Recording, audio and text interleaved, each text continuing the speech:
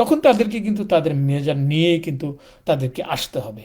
আমি আবারও বলে রাখি, এখানে কনসুলেটের তেমন কিছু করবার নেই, একজন বা দুজন প্রটোকল অফিসার দেয়া ছাড়া এখানে হাজার হাজার লোক থাকে না, বা কনসুলেটের কোনো নিজস্ব পুলিশ বাহিনী থাকে না, বা জাতিসংঘের যে স্থায়ী আমাদের স্থায়ী প্রতিনিধির আন্ডারে এমন কোনো পুলিশ বাহিনী নেই যাতে করে এই ধরনের মবকে তিনি ঠেকাতে পারেন। তিনি বড়জোর এখানে পুলিশকে রিকোয়েস্ট করতে পারেন। পুলিশ তখনই ব্যবস্থা নেবে যখন এটা আপনার যখন কেউ মিছিল মিটিং করে বা গালাগালি করে, সেটাকে যুক্তরাষ্ট্রে তেমনটা কেয়ার করে না, যদি না ফিজিক্যালি কাউকে অ্যাসল্ট করে, ফিজিক্যালি আঘাত করে। তো এই বাস্তবতা, এই যে আগামী 5 দিন যাবে, এই 5 দিনে যদি সমন্বয়হীনভাবে মির্জা ফখরুল ইসলাম আলমগীর বা হুমায়ুন কবির বা আবদুল্লাহ মোহাম্মদ তাহের সাহেব বা এনসিপির আক্তার হোসেন, তাসলিম জাহরা, তারা যদি আহ, আপনার কনসুলেটের প্রটোকল কিংবা আমাদের যে জাতিসংঘের স্থায়ী মিশনের প্রটোকল নিয়ে তারা যদি জাতিসংঘে আসা যাওয়া করেন, আমি মনে করি যে তারা ভুল করবেন, তারা প্রটোকল ব্যবস্থাটি বুঝেন না। জামাতের আবদুল্লাহ মোহাম্মদ তাহেরের সাথে এটি কেন হয়নি, আবদুল্লাহ মোহাম্মদ তাহেরের সাথে এটি কেন হয়নি, আমার কাছে যেটি মনে হয়েছে, তিনি বিষয়টি বাংলাদেশ থেকে আসবার আগে এবং বিমান থেকে নামার পরে সমন্বয় করেছেন। তারা গণতন্ত্রের পথে হাঁটবেন না, তারা মাসুল দিয়ে ভারতের সহযোগিতায় তারা আবার বাংলাদেশের ক্ষমতায় আসতে চান। আসসালামু আলাইকুম, নিউ ইয়র্ক থেকে স্বাগত জানাচ্ছি আমি ইমরান আনসারি, কাছের ও দূরের বাংলা ভাষাভাষী যে যেখান থেকে শুনছেন। আপনাদের সবাইকে স্বাগত জানাচ্ছি নিউ ইয়র্ক থেকে। আপনারা জানেন এই মুহূর্তে আহ, আহ, নিউ ইয়র্ক সফর করছেন বাংলাদেশ সরকারের ইন্টারিম গভর্নমেন্টের প্রধান ডক্টর মোহাম্মদ ইউনূস। তিনি জাতিসংঘের এই সফরে তার একটি বিশেষত্ব হচ্ছে যে তিনি রাজনৈতিক দলের নেতৃবৃন্দকে সাথে করে তিনি যুক্তরাষ্ট্রে এসেছেন, এবং সেখানে রয়েছে বিএনপির মহাসচিব মির্জা ফখরুল ইসলাম আলমগীর, বিএনপির আন্তর্জাতিক বিষয়ক সম্পাদক হুমায়ুন কবির, এবং জামাতে ইসলামীর নায়েবে আমির আবদুল্লাহ মোহাম্মদ তাহের, এবং রয়েছেন যুক্তরাষ্ট্রে নিযুক্ত জামাতের আহ, মুখপাত্র ডক্টর নাকিবুর রহমান। পাশাপাশি রয়েছেন এনসিপির আক্তার হোসেন ও তাসলিম জাহরা, আপনারা সবাই তাদেরকে চেনেন। আমার আজকের এই লাইভে আসার মূল কারণ হচ্ছে যে জেএফকে এয়ারপোর্টে যে ঘটনাটি ঘটল, বিশেষ করে এনসিপির জুলাই বিপ্লবের অন্যতম নেতা এনসিপির আক্তারের গায়ে যেভাবে আঘাত করা হলো ডিম দিয়ে, এবং গালিগালাজ করা হলো তাসলিম জারাকে, এবং মির্জা ফখরুল ইসলাম আলমগীরকে তুই তুকারি করে এক ধরনের গায়ে উঠে যাওয়ার মতো যে ঘটনাটি ঘটলো, সেটি বিশ্লেষণ করবার জন্য। এটির বিভিন্ন জন বিভিন্নভাবে বিশ্লেষণ করবার চেষ্টা করছেন। কেউ বলছেন এখানে সরকারের প্রোটোকলের ব্যর্থতা, কেউ বলছেন যুক্তরাষ্ট্র বিএনপির ব্যর্থতা, কেউ বলছেন যে এনসিপির ব্যর্থতা। তো আসলে একজন যুক্তরাষ্ট্রে দীর্ঘদিন ধরে এই বিষয়গুলো আমি দেখে আসছি। যখনই বিশেষ করে 2011 সাল থেকে যখনই বাংলাদেশের কোনো সরকার প্রধান এখানে আসেন, বিরোধী দল হিসেবে তারা সেখানে প্রতিবাদ করেন, প্রতিবাদ বিক্ষোভ মিছিল বা কালো পতাকা প্রদর্শন করেন। এবার কিন্তু একটু অ্যাগ্রেসিভ ভাবেই আওয়ামী লীগ, যুক্তরাষ্ট্র আওয়ামী লীগ এখানে ভূমিকা রেখেছে, এবং সেটি তারা করেছে ঘোষণা দিয়েই। এবং এটি করবার জন্য তারা সোশ্যাল মিডিয়ায় বিভিন্ন যারা ইউটিউব কন্টেন্ট ক্রিয়েট করেন, যেসব সাংবাদিকরা, তারাও এই বিষয়টাকে উস্কে দিয়েছেন, যাতে এক ধরনের ডক্টর ইউনূস যে এই সফরে বড় বড় ধরনের কিছু মিটিং সমাবেশ করবেন, তিনি গুরুত্বপূর্ণ ব্যক্তিবর্গের সাথে বৈঠক করবেন, কিছু স্ট্র্যাটেজিক বিষয়ে আলাপ করবেন, বিশেষ করে ইন্দো প্যাসিফিক নীতি কি হবে, এবং বিশেষ করে চায়নার সাথে সম্পর্ক কি হবে, যুক্তরাষ্ট্রের সাথে সম্পর্ক কি হবে, বিশেষ করে এশিয়া সোসাইটি এটি আয়োজন করতে যাচ্ছে ইউনেসের সাথে 101। এবং এর পাশাপাশি আমরা যেটি জানতে পেরেছি, যুক্তরাষ্ট্রের প্রেসিডেন্ট ডোনাল্ড ট্রাম্পের সাথেও তার একটি বৈঠক হওয়ার কথা রয়েছে। রোহিঙ্গা বিষয়ে উচ্চ পর্যায়ের একটি বৈঠক হবার কথা রয়েছে। এই বিষয়গুলো যাতে জনমানুষের সাথে খুব বেশি না আসতে পারে, তারই অংশ হিসেবেই কিন্তু যুক্তরাষ্ট্রের যে আওয়ামী লীগ তাদের যে সংগঠন, সেই সংগঠন কিন্তু গেল 2 সপ্তাহ ধরে তারা মিটিং সমাবেশ, প্রস্তুতি সমাবেশ, লিফলেট বিতরণ, তারা বিভিন্ন, বিশেষ করে ব্রুকলিন, বাংলাদেশের যে বাংলাদেশি অধ্যুষিত এলাকা, নিউ ইয়র্কের জ্যাকসন হাইটস, জ্যামাইকা, বিভিন্ন জায়গায় কিন্তু তারা সুসংগঠিত হয়ে কিন্তু তারা কর্মসূচি পালন করে আসছিলেন। আমি মনে করেছিলাম যে এবারের ইউনুসের এই সমাবেশটি, ইউনুস যে আসছেন, প্রফেসর ইউনুস এবং তার সফর সঙ্গীরা, সেইটা হয়তো বাধাগ্রস্ত হবে। কিন্তু যখনই আমি দেখলাম যে বিএনপি, জামাত এবং এনসিপির নেতৃবৃন্দকে সেখানে সম্পৃক্ত করা হলো, তখন আমার একটা ধারণা হলো যে পিপল সেন্ট্রিক একটি নিরাপত্তা বলয় সেখানে তৈরি হবে। বিশেষ করে বিএনপি, জামাতের লোকেরা সেখানে যাবেন এবং সেখানে গিয়েছেনও। বিএনপির গতকাল থেকে কিন্তু জ্যাকসনিতে দেখবেন দেখবেন যে বিএনপির বিভিন্ন গ্রুপে ভাগ হয়ে সেখানে কিন্তু তারা সমাবেশ করেছেন এবং সেখানে এই বিষয়টি সমন্বয় করবার জন্য বিএনপির আন্তর্জাতিক বিষয়ক সম্পাদক আনোয়ার হোসেন খোকন সেখানে এসেছেন গতকালকে, এবং তিনি কিন্তু আজকেও এই লোকবল নিয়ে আপনার জেএফকে এয়ারপোর্টে গিয়েছিলেন। এখন প্রশ্ন উঠেছে যে মির্জা ফখরুল ইসলাম আলমগীর যখন গাড়িতে উঠলেন, তার ব্যক্তি নেয়ার মতন কোনো লোক কেন ছিল না? আমি মনে করি সেখানে বিএনপির যুক্তরাষ্ট্রের কোনো কমিটি নেই আজ আজ প্রায় 16 বছর, এবং বিএনপির একটি বড় অংশ যারা নিউ ইয়র্কে থাকে, আপনারা জেনে থাকবেন নিউ ইয়র্কেই বেশি সংখ্যক বাংলাদেশিরা থাকে, যার কারণেই যুক্তরাষ্ট্র বিএনপি মানে নিউ ইয়র্ক কেন্দ্রিক যে বিএনপি, যুক্তরাষ্ট্র আওয়ামী লীগ মানে নিউ ইয়র্ক কেন্দ্রিক যে আওয়ামী লীগ।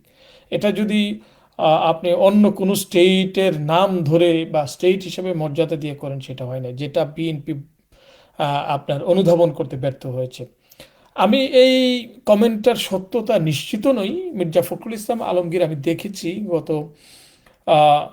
কয়েক বছর যুক্তরাষ্ট্রে এসেছেন, তিনি কখনো যুক্তরাষ্ট্র বিএনপির নেতাকর্মীদের সাথে আনুষ্ঠানিকভাবে কোনোদিন বসেন নাই। তিনি তাদের সুখ দুঃখ শুনবারও চেষ্টা করেননি। তিনি প্রকারান্তরে নাকি মন্তব্য করেছেন, এখানে যুক্তরাষ্ট্র বিএনপির কাজটাই বাকি। আজকে হয়তো আমি মনে করি মির্জা ফখরুল ইসলাম আলমগীর বুঝতে পারবেন, অনুধাবন করতে পারবেন যে যুক্তরাষ্ট্র বিএনপির, শক্তিশালী বিএনপির এখানে কতটুকু অপরিহার্যতা রয়েছে।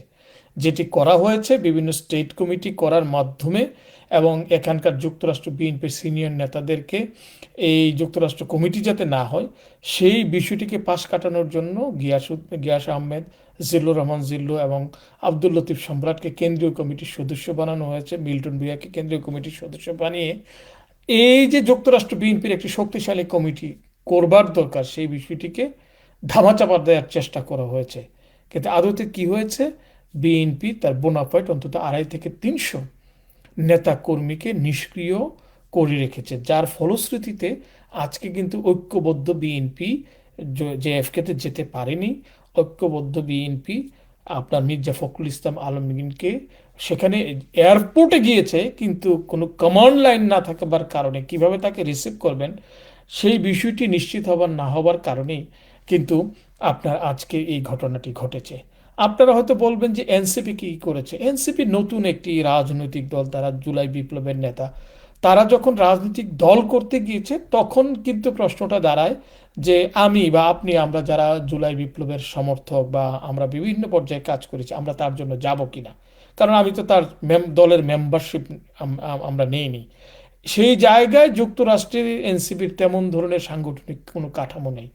আমি যেটি মনে করি, এখানে এনসিপির পক্ষ থেকে তাদের জন্য নিরাপত্তার একটি ব্যবস্থা করা দরকার ছিল এবং তাদের পক্ষ থেকে বিএনপি অথবা জামাতের কাছে তাদের সহযোগিতা চাইবার দরকার ছিল।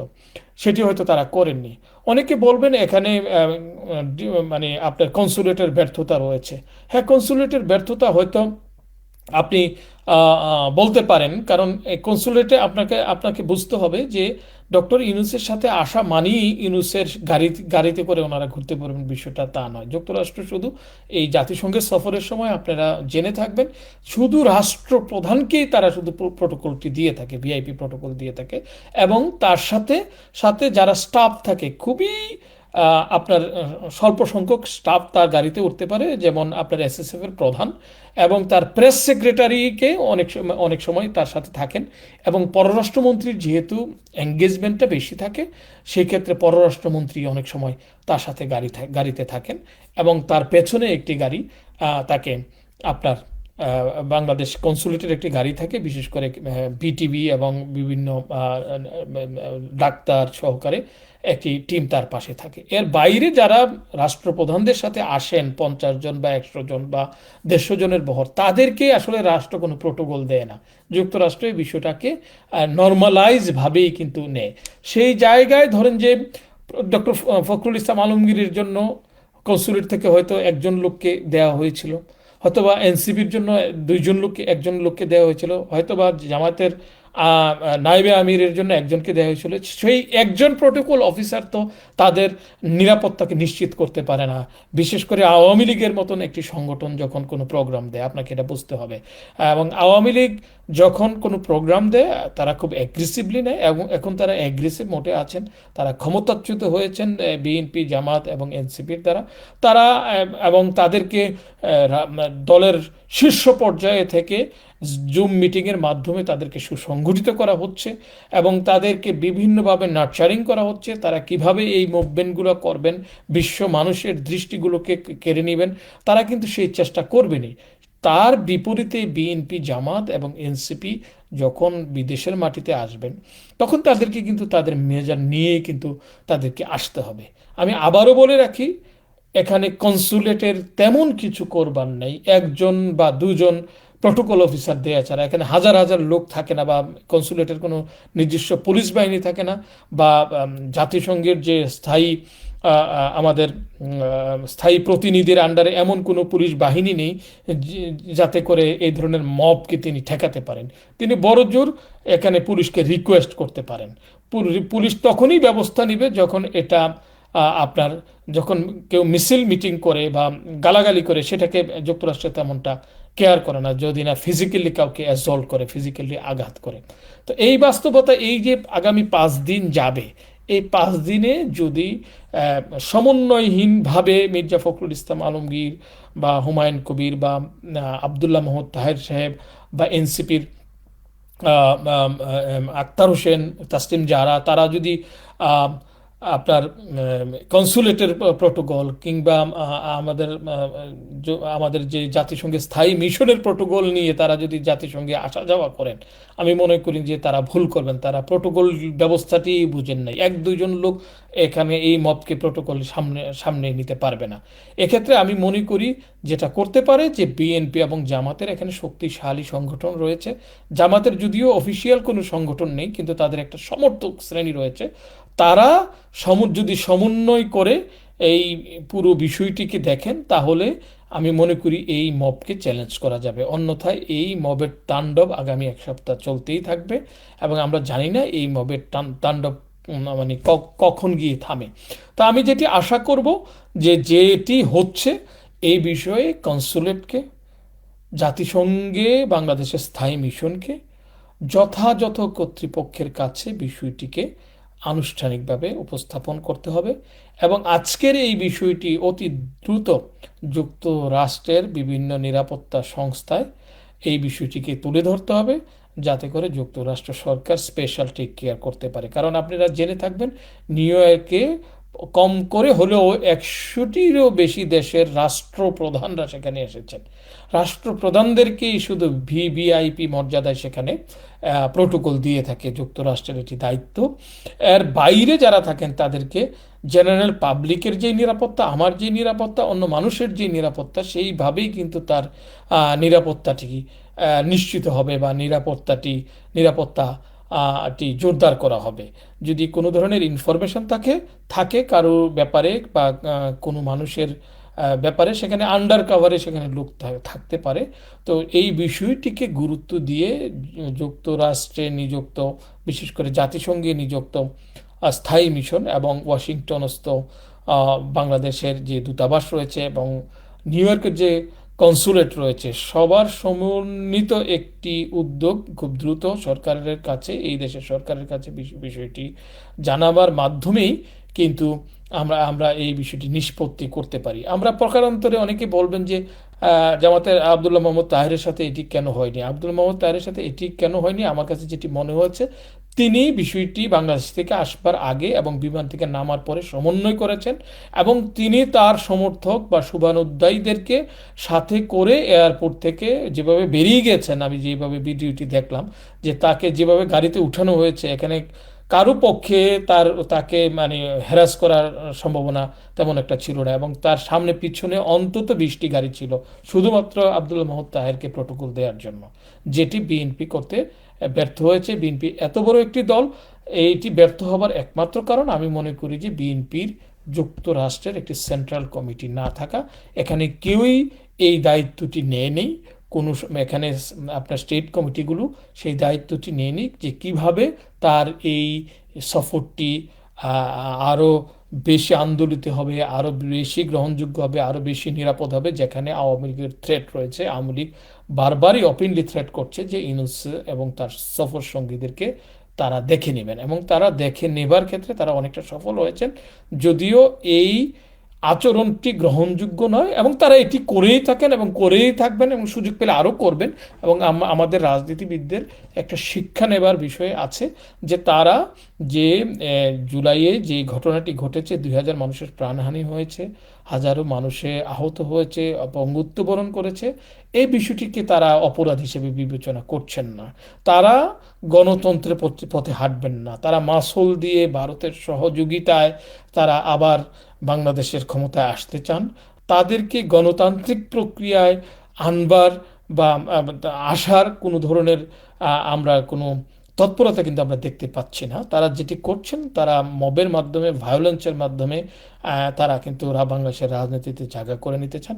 এখন আপনার সিদ্ধান্ত, আপনি কি তাদেরকে ভয় পেয়ে ঘরে বসে থাকবেন, না তাদের সাথে কম্প্রোমাইজ করবেন এবং আগামী দিনের রাজনীতিকে আপনারা পরিশোধিত করবেন, এই সিদ্ধান্ত আপনাদের। সবাই ভালো থাকবেন। তো আগামী দিনে আমি মনে করি প্রফেসর ডক্টর মোহাম্মদের ইউনূসের এই সফর যত গণ্ডগোলের বাইরে হোক, যত মিছিল হোক, ডিম থেরাপি হোক বা ডিম নিক্ষেপ হোক, যাই হোক, আমি মনে করি তার এই সফর সফল হবে, সার্থক হবে। কারণ ইতিমধ্যেই তিনি খুব গুরুত্বপূর্ণ কয়েকটি দেশের রাষ্ট্রপ্রধানদের সাথে বৈঠকে বসবেন, গুরুত্বপূর্ণ কয়েকটি সংস্থা প্রধানদের সাথে বৈঠক করবেন এবং তিনি যুক্তরাষ্ট্রের যে বাংলাদেশি এনআরবি রয়েছেন, যারা বাংলাদেশে উদ্যোক্তা হতে চান, তাদেরকে নিয়ে তিনি বৈঠকে বসবেন এবার এবং সেখানে তিনি মতবিনিময় করবেন। আমি মনে করি এই সফর সফল হবে এবং এই সফরের পরেই আমি মনে করি বাংলাদেশের রাজনীতিতে যে আমরা একটি অবাধ, সুষ্ঠু, নিরপেক্ষ নির্বাচন চাই। আগামী ফেব্রুয়ারিতে একটি নির্বাচন অনুষ্ঠিত হবে এবং সেই নির্বাচনের মধ্য দিয়ে শান্তিপূর্ণ উপায়ে ক্ষমতার হস্তান্তর হবে। সেই সেই ধারাবাহিকতায় বাংলাদেশের গণতন্ত্রের নতুন যাত্রা শুরু হবে। সেই যাত্রায় আমরা সবাই থাকব, যারা গণতান্ত্রিক ধারায় থাকতে চান সেসব মানুষরাও থাকবেন। এই প্রত্যাশা রেখে আমি আমার সংক্ষিপ্ত বিশ্লেষণ তুলে ধরে এখানেই বিদায় চাইছি। আবারও হয়তো কোনো বিষয় নিয়ে কথা বলবার চেষ্টা করব আপনাদের সাথে।